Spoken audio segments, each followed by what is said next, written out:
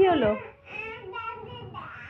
আজকে ছাদে যাওয়া যাবে না সোনাই, আজকে রোদ নেই তো, আজকে রোদ নেই, কালকে যাব আবার। যখন রোদ উঠবে ছাদের মধ্যে তখন তাতান যাবে।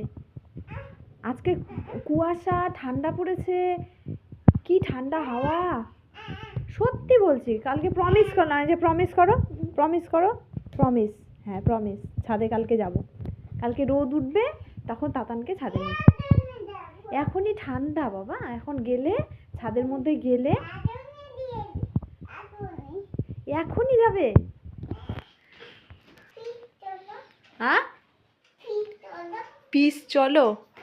কি পিস চলো? পিস ছাদে চলো?